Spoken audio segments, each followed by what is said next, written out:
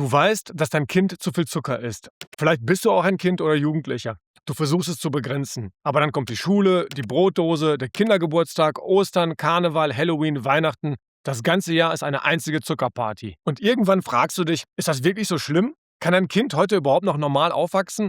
Ich bin Vater eines 7- und eines 11-jährigen Sohnes. Ich kenne diesen Kampf. Und ich kann dir sagen, ja, es ist so schlimm. Forscher haben herausgefunden, dass übergewichtige Kinder im Schnitt 13 Jahre kürzer leben. Ich habe die Warnungen von Dr. Mark Hyman, Professor Jay Olshansky, Dr. Chris Palmer und vieler anderer Fachleute analysiert. Heute zeige ich dir, was wirklich passiert und wie du als Elternteil oder auch als Kind gegensteuern kannst. Los geht's!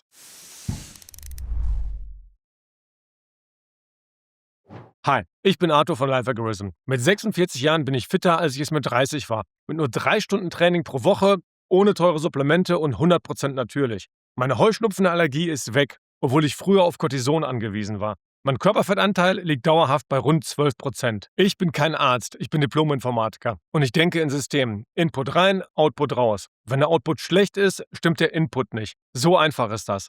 Aber heute mache ich dieses Video nicht nur als Informatiker, ich mache es als Vater. Ich habe 2 Söhne, 7 und 11 Jahre alt. Und ich will ehrlich mit dir sein. Meine Kinder essen auch Süßigkeiten, Weißbrot, Eiscreme und andere ungesunde Lebensmittel. Ich möchte hier nicht auf Super Daddy machen, denn bei uns läuft auch nicht alles perfekt. Meine Frau und ich kennen diese Kämpfe. Genau deshalb stehe ich hier. Ich möchte dieses Video später gemeinsam mit meinen Söhnen anschauen und du kannst und solltest es mit deinen Kindern anschauen. Mein jüngerer Sohn reagiert auf bunte Verpackungen wie Magneto auf Metall. Das ist kein Zufall, das ist Design. Das ist die Manipulation der Industrie. Meine Mama sagt immer, früher hätte es so etwas nicht gegeben. Und sie hat recht. Aber ich sage ihr dann immer, früher war die Erziehung auch einfacher. Es gab keine Handys, keine Spielkonsolen, kein Netflix, kein Social Media und viel weniger verarbeitetes Essen. Kinder waren froh, wenn sie draußen sein konnten und die Gegend unsicher machen durften. Denn zu Hause gab es nichts wirklich Aufregendes. Heutzutage ist es genau umgekehrt. Die virtuelle Welt ist bunter, schneller, aufregender als alles da draußen. Die reale Welt wirkt dagegen trist und grau. Häufig ist nicht gleich normal. ADHS, Übergewicht, Konzentrationsprobleme bei Kindern, das ist kein Schicksal, das hat Ursachen. Und die schauen wir uns heute gemeinsam an. Lass uns einen ganz normalen Tag im Leben eines deutschen Kindes durchgehen. Von morgens bis abends. Was ich dir zeige, wird dich schockieren.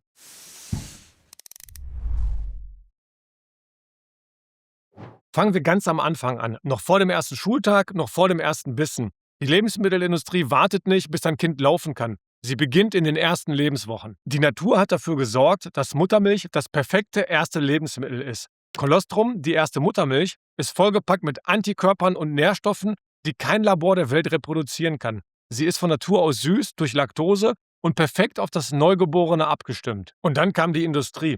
Nestle hat in den 70er Jahren in Entwicklungsländern aktiv Mütter davon überzeugt, dass Pulvermilch besser, gesünder und moderner sei als Muttermilch. Die Frauen haben ihre Kinder damit ernährt, teilweise mit verschmutztem Wasser, weil sie keinen Zugang zu sauberem Wasser hatten. Dadurch sind Kinder gestorben. Forscher der Berkeley-Universität haben in einer wissenschaftlichen Studie berechnet, dass Nestles Markteintritt in Entwicklungsländern auf dem Höhepunkt des Skandals im Jahr 1981 mit Zehntausenden zusätzlichen Säuglingstoten in Verbindung gebracht werden kann, bei Müttern ohne Zugang zu sauberem Wasser. Das Schweizer Gericht sprach Nestle damals zwar frei, weil eine strafrechtliche Verantwortung nicht nachzuweisen war, aber der Richter forderte das Unternehmen ausdrücklich auf, seine Werbemethoden grundlegend zu überdenken. Das Time Magazine nannte dieses Urteil einen moralischen Sieg für die Kläger. Von der ersten Stunde an hatte die Industrie versucht, die Natur zu ersetzen. Das sollten wir nie vergessen. Wenn du solche Zusammenhänge regelmäßig sehen willst, abonniere jetzt gerne kostenlos den Life Algorithm-Kanal, falls du es noch nicht getan hast. Hier kommt genau das, was auf den Verpackungen nicht steht.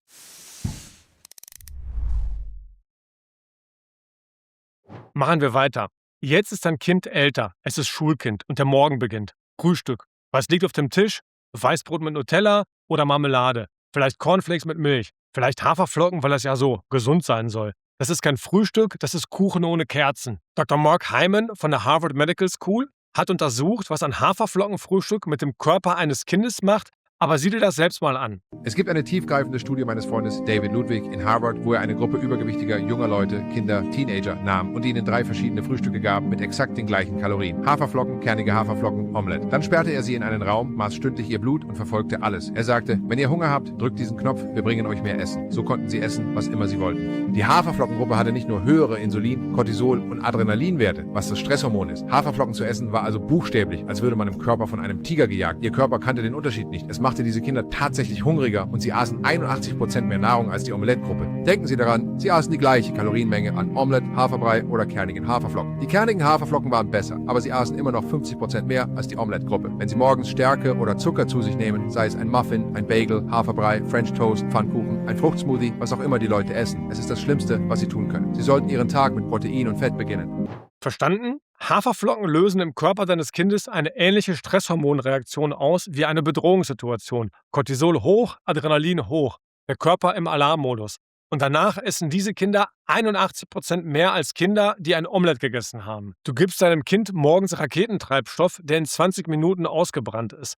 Und dann wundert man sich, warum das Kind in der 2. Stunde nicht mehr zuhören kann. Dann kommt die Brotdose, das Pausenbrot. Was ist drin? Brezeln, vielleicht Reiswaffeln, weil die ja so schön leicht sind, Trockenfrüchte, weil die aus Früchten bestehen und deshalb gesund sein müssen. Vielleicht auch eine dieser hippen Bio-Quetschtüten von Marken wie Freche Freunde, weil das grüne Logo und das lächelnde Cartoon-Tier einem das Gefühl geben, als Elternteil alles richtig zu machen. Lass mich das ganz klar sagen. Reiswaffeln sind im Wesentlichen aufgepustete Stärke. Trockenfrüchte haben durch das Trocknen einen extrem konzentrierten Zuckergehalt und Quetschtüten haben 2 Probleme. Erstens, man trinkt statt zu kauen, was das Sättigungsgefühl abschaltet, weil das Gehirn kein Signal bekommt. Und zweitens, wer nie richtig kaut, dessen Kiefer entwickelt sich nicht richtig. Zu enge Kiefer, zu wenig Platz für alle Zähne. Zahnschiefstände als direkte Folge. Das grüne Bio-Logo auf der Verpackung ändert nichts daran. Das ist Marketing für Eltern, die es besser machen wollen und trotzdem ausgetrickst werden. Mal ganz ehrlich, was ist heute in der Brotdose? Schreib es mal unten in die Kommentare. Ich bin gespannt, was da so reinkommt. Und vielleicht mache ich dann auch ein Follow-up-Video mit guten Ideen, was man stattdessen in die Brotdose tun kann. Dann kommt die Schule, die Schulkantine. Was gibt es? Weißbrot, Laugenstangen, aufgewärmte Fertiggerichte. Das Budget pro Mahlzeit liegt in Deutschland oft bei nur 2,50 €. Mit 2,50 € kaufst du keine Gesundheit, du kaufst kurzfristige Sattheit. Das ist ein großer Unterschied. Schau dir mal kurz an, was Nora Later und Dr. Mark Hyman zu dem Thema zu sagen haben. Wie lernt man sich zu fokussieren und zu konzentrieren, wenn dein Hirn im Arsch ist? Ja. Ich meine, trinken deine Kinder eine Badewanne voll zugesetztem Zucker im Jahr? Eine Badewanne. Und eine unserer Schulen in unserem Programm hat gerade 34 Pfund Zucker pro Schüler pro Jahr entfernt. Wir mussten tatsächlich einen Wagen in die Schulratssitzung schieben und 34 Pfund stapeln, was fast so groß ist wie mein 4-Jähriger. Und so viel Zucker haben sie entfernt. Und wie sollen wir dann erwarten, dass Kinder sich konzentrieren und im Morgenkreis sitzen? Besonders kleine Kinder, wenn sie 34 Pfund Zucker essen oder eine Badewanne, 65 Pfund Zucker, um dann im Morgenkreis zu sitzen und sich zu konzentrieren und zu lernen. Und so hat unsere gemeinnützige Organisation neben der Änderung des Schulessens, der Bewusstseinsbildung, Interessenvertretung und Politikgestaltung begonnen, viel mehr Forschung zu betreiben. Und seit ich sie das letzte Mal sah, haben wir unsere Forschung stark ausgebaut. Wir haben eine Forschungspartnerschaft mit Christopher Gardner in Stanford ins Leben gerufen, um Verhaltensänderungen und Ernährungsqualität zu untersuchen. Und wir untersuchen gerade, sprechen über schulische Leistung mit der USC und LA Children's und Dr. Gorin. Wir untersuchen den Einfluss von echter Nahrung in der Schule auf Testergebnisse und erste Ergebnisse dieser Forschung. Sie ist noch nicht veröffentlicht. Erste Ergebnisse deuten auf eine verbesserte schulische Leistung und bessere Testergebnisse hin. Wenn man also die Ernährung ändert, helfen sie, sich besser zu konzentrieren. Sie sind mehr geistige Klarheit haben und sie können besser leisten. Und das kann, ich glaube, das ist einer der Hauptwege, um die schulische Leistung und dann die langfristige Leistung von Kindern zu verbessern. Eine Badewanne voller Zucker pro Kind pro Jahr. Das ist keine Metapher, das sind harte Fakten aus den USA. Aber wir sind da in Deutschland leider nicht weit von entfernt. Falls du dieses Video gerade auf deinem Handy schaust, nutze jetzt gerne die Hype-Funktion direkt unter dem Video. Das ist wie ein Super-Like und hilft, dass diese Information mehr Eltern und Kinder erreicht, die sie wirklich brauchen. Und die Schule macht es nicht besser. Lehrer verteilen Gebäck und Schokolade als Belohnung für gutes Verhalten. Aus der Schulmilch ist Erdbeermilch und Kakao voller Zucker geworden. Die Schule sollte ein sicherer Hafen sein. Sie ist es oft aber leider nicht.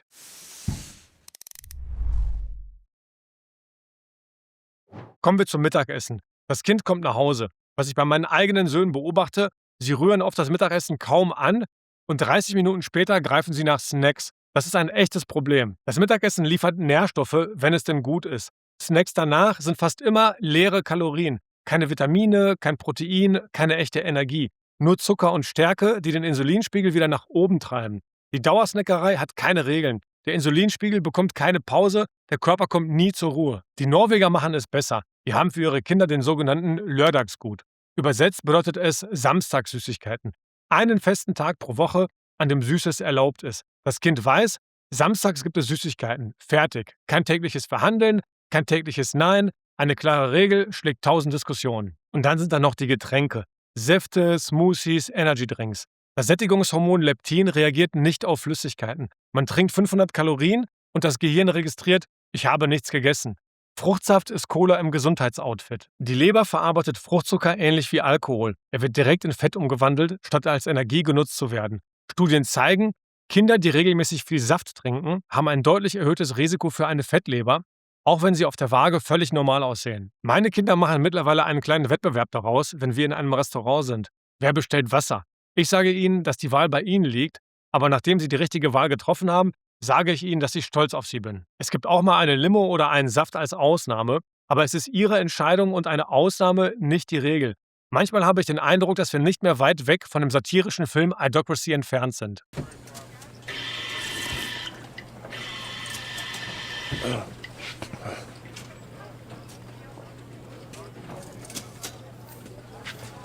Entschuldigen Sie bitte, das da scheint sowas wie Gatorade zu sein, aber ich suche eigentlich ganz normales Wasser. Wasser? Ja, Du meinst wie das im Klo? Wozu? oh, ich will es trinken.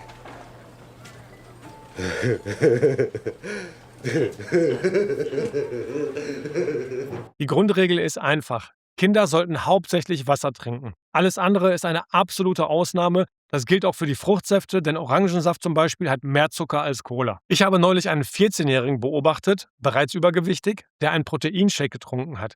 Ich glaube, das war gut gemeint, aber Proteinshakes sind ein Werkzeug für Erwachsene, die gezielt Masse bzw. Muskeln aufbauen wollen. Für Kinder sind sie schlicht unnötig und absoluter Schwachsinn, wenn ein Kind schon Übergewicht hat, was übrigens auch für Erwachsene gilt.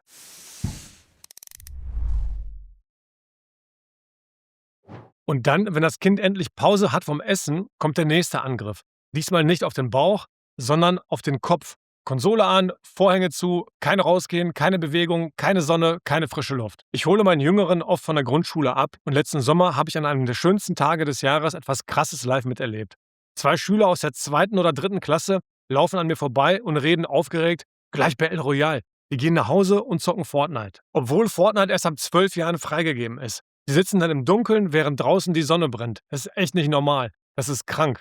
Ich bin Informatiker und habe früher auch viel gezockt. Ich verstehe, wie diese Systeme gebaut sind. Und ich nenne Spiele wie Fortnite, Brawl Stars, Roblox oder Stumbleguys deshalb Zombie-Spiele. Nicht, weil sie brutal sind, sondern weil sie darauf optimiert sind, Kinder abhängig zu machen. Dieselben psychologischen Mechanismen wie bei Spielautomaten. Variables Belohnungssystem, ständig kleine Erfolge, sozialer Druck. Es ist Suchtdesign für 10-Jährige. Meine Kinder dürfen diese Spiele nicht spielen. Punkt. Da ist mir auch völlig egal, was andere dazu sagen. Sie spielen nur am Wochenende, maximal 90 Minuten pro Tag.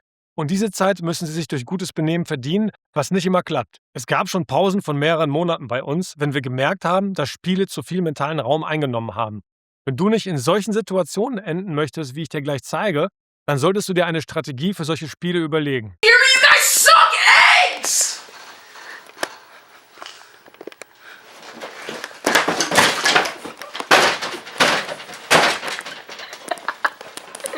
Und dann kommen noch die Bewegungsextraktoren dazu. E-Roller, Hoverboards, elektrische Fahrräder für Kinder. Die nehmen uns die allerletzte Bewegung im Alltag ab. Früher war Stubenarrest die Strafe, heute ist Rausgehen die Strafe. Das Thema Computerspiele verdient ein eigenes Video. Das kommt aber noch. Für heute ist es wichtig zu verstehen, Bewegungsmangel und schlechte Ernährung sind keine getrennten Probleme. Sie verstärken sich gegenseitig. Das eine macht das andere schlimmer. Ein Kind, das den ganzen Nachmittag sitzt, verbrennt keine Energie. Es hat keinen echten Hunger. Es greift trotzdem nach Snacks, weil Langeweile und Dopaminhunger sich genauso anfühlen wie echter Hunger. Und so dreht sich das Karussell weiter.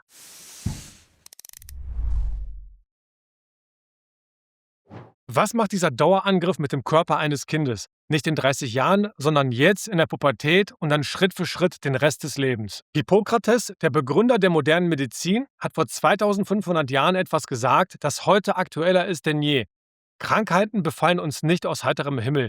sondern entwickeln sich aus täglichen Sünden wieder die Natur. Wenn sich diese gehäuft haben, brechen sie unversehens hervor. Es ist kein Instagram-Zitat, das ist 2500 Jahre alte Weisheit. Und es beschreibt exakt, was mit unseren Kindern passiert. Junge Körper sind robust. Sie kompensieren vieles still und heimlich. Man sieht es nicht sofort, aber die Uhr tickt und hier ist die Zeitlinie. In der Kindheit und Pubertät zwischen 10 und 16 Jahren beginnt es mit Dingen, die wir als normal abgetan haben. Pickel und Akne. Die meisten denken, das gehört zur Pubertät. Tatsache ist, Zucker und raffinierte Kohlenhydrate treiben den Insulinspiegel hoch. Insulin treibt die Talgproduktion hoch. Keine Frage der Gene, eine Frage des Frühstücks. Konzentrationsprobleme, Zappeligkeit, der Verdacht auf ADHS. Das Gehirn schreit nach echten Nährstoffen und bekommt Zucker. Die Folge Brain Fog, Benommenheit, Unruhe. Was oft als Verhaltensproblem abgestempelt wird, ist häufig ein Ernährungsproblem. Erste Zahnprobleme durch Karies, erste Zahnfehlstellungen. Bakterien im Mund wandeln Zucker in Säure um. Diese Säure greift den Zahnschmelz an. Wusstest du, dass Steinzeitmenschen kaum Zahnprobleme hatten? Erst mit dem Beginn der Landwirtschaft mit viel Getreide und Kohlenhydraten kamen Karies und Zahnprobleme erst auf. Und hier lohnt sich ein Blick auf eine clevere Lösung. Zuckerfreie Kaugummis, zum Beispiel mit Xylit, einem natürlichen Zuckeralkohol, der Bakterien im Mund aktiv aushungert und das Kariesrisiko nachweislich senkt. Zuckerfreies Kauen, das den Kiefer trainiert und die Zähne schützt. Meine Empfehlung findest du auf lifealgorithm.de unter Top 3 Produkte Körperpflege Kaugummi. Wer nie fest kaut, dessen Kiefer wächst nicht richtig. Zu enger Kiefer, zu wenig Platz, schiefe Zähne. Das ist keine Genetik, das ist eine direkte Folge von Quetschis und Weißbrot. Dann kommt das junge Erwachsenenalter zwischen 17 und 30 Jahren. Der Körper kompensiert nicht mehr so leicht wie mit 10. Erstes Übergewicht, erste Anzeichen von Insulinresistenz. Die nicht-alkoholische Fettleber, die durch jahrelangen Fruchtzuckerkonsum auch bei schlanken jungen Menschen entstehen kann. Und dann die psychische Ebene. Angststörungen, Depressionen etc. Metabolische Dysfunktion ist ein Haupttreiber psychiatrischer Erkrankungen. Forscher der Universität Birmingham haben in der Alspac-Geburtskohortenstudie gezeigt, Kinder mit erhöhten Entzündungswerten und Insulinresistenz im Alter von 9 Jahren haben ein deutlich höheres Risiko, bis zum 24. Lebensjahr an Depressionen oder Psychosen zu erkranken. Im mittleren Alter zwischen 30 und 50 trifft Typ-2-Diabetes Menschen, bei denen das früher undenkbar war. Was einmal eine Erkrankung älterer Menschen war, trifft heute 35-Jährige. Und das ist kein Zufall. Es ist das logische Ende einer Ernährungsgeschichte, die mit Cornflakes zum Frühstück und Apfelsaft im Schulrucksack begonnen hat. Mehr zu Diabetes Typ 2, wie er entsteht und wie man ihn vermeiden kann, findest du in meinem Video dazu, das ich dir hier verlinke. Dazu kommen chronische Entzündungen überall im Körper, in den Gelenken, im Darm, im Gehirn. Herzerkrankungen, die schleichend über Jahrzehnte entstanden sind. Darmerkrankungen, Reizdarm, weil Zucker die guten Darmbakterien verhungern lassen hat. Der Darm ist übrigens unser zweites Gehirn. Wenn er leidet, leidet deine Stimmung. Wer ständig schlechte Laune hat, wer sich grundlos ausgebrannt fühlt, wer nachts nicht durchschläft, sollte sich vielleicht zuerst fragen, womit er seinen Darm füttert und nicht zur Apotheke rennen. Wenn dir gerade klar wird, dass diese Zusammenhänge dir jahrelang verschwiegen wurden, dann lass jetzt gerne einen Daumen nach oben da. Und im Alter, ab mittlerweile 40 Jahren, stehen Herzinfarkt, Schlaganfall und Krebs auf der Liste. Demenz und Alzheimer, die von manchen Forschern bereits als Typ-3-Diabetes bezeichnet werden, weil das Gehirn irgendwann Zucker nicht mehr richtig verwerten kann. Und chronische Medikamentenabhängigkeit, Statine gegen Cholesterin, Blutdruckmittel, Antidepressiva etc. Nicht als Heilung, sondern als dauerhafte Schadensbegrenzung. Stark übergewichtige Kinder haben im Schnitt eine 13 Jahre kürzere Lebenserwartung. 13 Jahre. Und Gerontologe Jay Olshansky von der Universität Illinois hat bereits 2005 gewarnt, dies könnte die erste Generation von Kindern sein, die kürzer lebt als ihre Eltern wegen Übergewicht und seinen Folgeerkrankungen. Seine Analyse von 2024, veröffentlicht im Nature Aging, kommt zu einem ernüchternden Ergebnis. Selbst unter optimalen Bedingungen werden in den reichsten Ländern der Welt höchstens 15% der Frauen und 5% der Männer das 100. Lebensjahr erreichen. Und das ist die Obergrenze, nicht die Realität für die meisten von uns. Das ist kein Pech, das ist das vorhersehbare Ergebnis eines Systems, das Profit macht, wenn Kinder krank werden und weiter Profit macht, wenn sie als Erwachsene Medikamente brauchen. Nicht das Übergewicht liegt in der Familie, die schlechte Ernährung liegt in der Familie.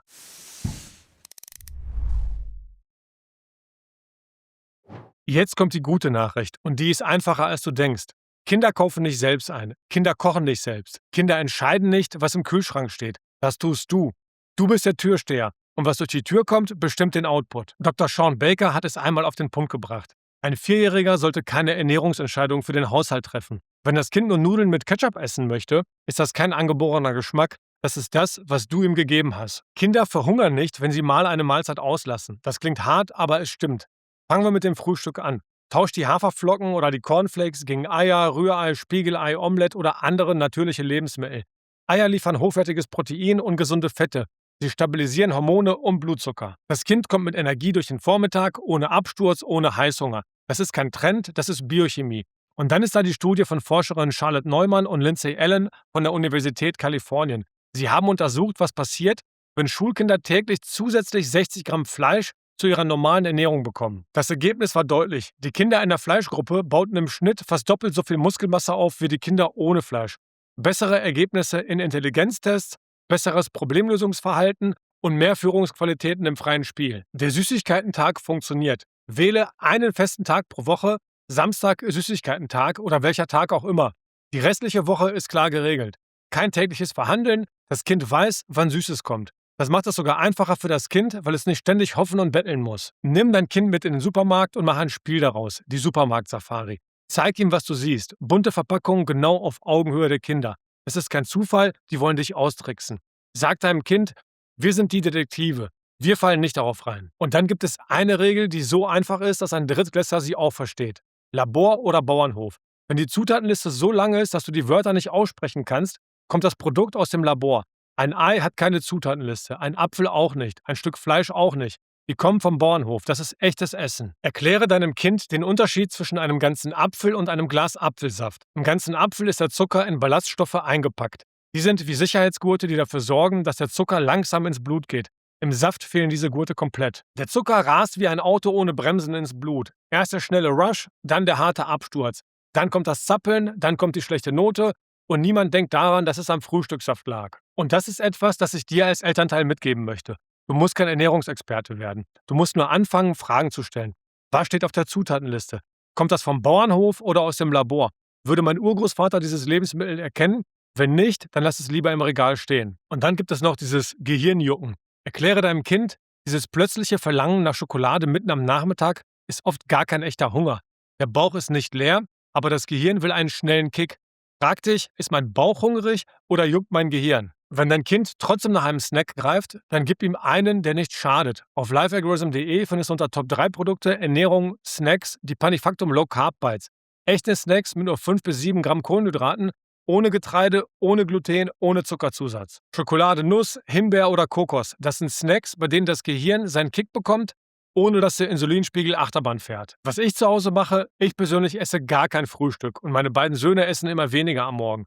Nicht, weil ich es ihnen einrede, sondern weil sie morgens keinen Hunger haben und langsam verstehen, dass man nicht 10-mal am Tag essen muss. Auf keinen Fall gibt es irgendetwas Süßes auf dem Frühstückstisch. Kein Nutella, keine Marmelade, keine Cornflakes. Wasser ist das Standardgetränk. Nicht, weil ich es erzwinge, sondern weil sie verstehen, warum. Ich erkläre ihnen, warum echtes Essen ihre Superkraft ist. Weil ihr Körper gerade gebaut wird. Und das Baumaterial entscheidet, wie stabil das Haus wird. Du hast die Wahl zwischen nasser Pappe und stabilen Steinen. Nasse Pappe bricht beim ersten Sturm. Stabile Steine halten ein Leben lang. Dein Kind baut gerade seinen Körper. Jeden Tag mit jedem Bissen. Was soll das Baumaterial sein? Pappe oder Steine? Unser Körper wurde für eine andere Welt gebaut. Für viel Bewegung und seltene Mahlzeiten. Für echte Lebensmittel, nicht für Laborprodukte. Wir sind Steinzeitkörper in einer Raumschiffwelt. Und wir spielen unserem System gerade das falsche Update ein. Ernährung ist ein Familienprojekt. Wenn du als Elternteil Cola trinkst, will dein Kind das auch. Kinder kopieren, was sie sehen. Die beste Erziehung ist, selbst gut vorleben. Du bist das Vorbild, ob du willst oder nicht. Das bedeutet nicht, dass du perfekt sein musst.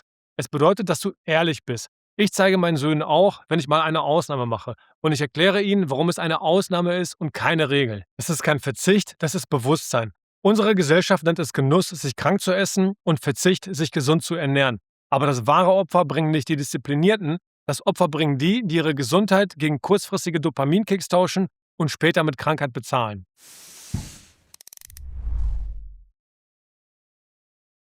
Lass mich kurz zusammenfassen, was wir heute gelernt haben. Erstens, die Lebensmittelindustrie manipuliert seit Jahrzehnten uns und unsere Kinder. Von der Pulvermilch über bunte Verpackungen bis zur Supermarktgestaltung. Das ist keine Verschwörungstheorie, das ist Geschäftsstrategie. Zweitens, der Alltag eines deutschen Kindes ist von morgens bis abends eine Zuckereskalation. Weißbrot zum Frühstück, Reiswaffeln in der Brotdose, Fertigessen in der Kantine, Süßgetränke am Nachmittag. Dazu kommt Bewegungsmangel und Bildschirme. Das ganze Jahr ist eine Zuckerparty, von Karneval bis Weihnachten ohne Pause. Drittens, die Folgen sind nicht erst in 30 Jahren sichtbar. Sie beginnen jetzt. Pickel, Konzentrationsprobleme, Karies, Übergewicht. Und sie enden im schlimmsten Fall mit Diabetes, Herzerkrankungen, Demenz und einem um 13 Jahre kürzeren Leben. 4. Du als Elternteil bist der Türsteher. Kinder kaufen nicht selbst ein. Kinder kochen nicht selbst. Tausche das Frühstück aus. Führe den Süßigkeiten-Tag ein. Mach die Supermarkt-Safari zum Spiel. Erkläre die Labor- oder Bauernhofregel. Trink selbst nur Wasser. 5. Du musst nicht alles auf einmal ändern. Fang mit einem Schritt an. Bau zum Beispiel das Frühstück um. Der Rest folgt von alleine, wenn du die positive Veränderung spürst. Und an alle Kinder, die jetzt mit ihren Eltern zuschauen, du bist nicht schwach, wenn du Zucker willst. Dein Gehirn wurde darauf programmiert. Aber jetzt kennst du den Trick. Du bist jetzt der Detektiv. Und Detektive lassen sich nicht austricksen. 65% der Menschen, die sich dieses Video gerade anschauen, haben den Kanal noch nicht abonniert. Wenn dir dieses Video etwas gebracht hat, für dich oder deine Kinder, dann abonniere jetzt kostenlos Life Algorithm. Denn hier bekommst du regelmäßig Wissen, das auf keiner Verpackung steht. Im Telegram-Kanal stimmen wir ab, welche Themen als nächste kommen. Gaming und Kinderpsychologie als eigenes Video oder Schulernährung im Detail. Stimm ab und gestalte mit, was hier entsteht. Wie immer möchte ich mein Video mit einem Zitat zum Nachdenken beenden. Kümmere dich um deinen Körper. Es ist der einzige Ort, den du zum Leben hast. Jim Rohn. Bleib kritisch, bleib gesund und fang an. Peace out. Was zum Teufel ist das? Schmeckt wie Gatorade. Ist das dieses Brondo-Gesöff? Sie bewässern Ihre Äcker mit einem Energy Drink? Brondo, der Durstauslöscher, hatte Wasser inzwischen praktisch überall verdrängt. Wasser, der Grundbaustein allen Lebens, war eine ständige Bedrohung für Brondos Gewinnspanne gewesen. Doch die große Haushaltskrise im Jahr 2330 brachte die Lösung des Problems. Die Brondo Corporation kaufte einfach die Nahrungsmittelbehörde und die Rundfunkaufsichtsbehörde gleich dazu. Nun konnte das Unternehmen alles sagen, tun und verkaufen, was es wollte. Joe wusste von all dem nichts. Doch er erkannte ein Problem, das er vielleicht tatsächlich würde lösen können. Angesichts seiner aussichtslosen Lage fasste Joe einen kühnen Entschluss. Diesmal wollte er sich nicht zum Teufel scheren. Dieses Mal wollte er führen. Ich bin mir endgültig sicher, dass für das Absterben der Nutzpflanzen dieses Brondo-Gesöff verantwortlich ist. Aber im Brondo steckt, was Pflanzen schmeckt. Es enthält Elektrolyte. Augenblick mal. Du hast also vor, die Pflanzen mit Wasser zu bewässern? Richtig. Wasser. Das aus der Toilette? Naja, man muss nicht das Wasser aus der Toilette nehmen, aber ja, das ist die Idee. Aber im Brondo steckt, was Pflanzen schmeckt. Es enthält Elektrolyte. Okay, hör zu. Die Pflanzen wachsen nicht mehr. Und ich bin ziemlich sicher, dass ihnen Brondo nicht gut tut. Ich bin kein Botaniker, aber ich weiß, wenn man Wasser auf Pflanzen gießt, dann wachsen sie. Also ich habe noch nie von Pflanzen gehört, die aus dem Klo wachsen. Hey, das ist gut. Vielleicht bist du der klügste Mensch. Ja. Das ist sehr gut. Hört mal zu. Ihr wollt euer Problem lösen, ich will meine Begnadigung. Also versuchen wir es doch ganz einfach, okay? Statt zu überlegen, was Pflanzen schmeckt. Im Brondo steckt, was Pflanzen schmeckt. Ja, es enthält Elektrolyte. Toll, und was sind Elektrolyte? Wisst ihr das überhaupt? Die brauchen sie, damit sie Brondo machen können. Ja, aber wieso stecken sie die in das verdammte Brondo? Weil Brondo Elektrolyte enthält.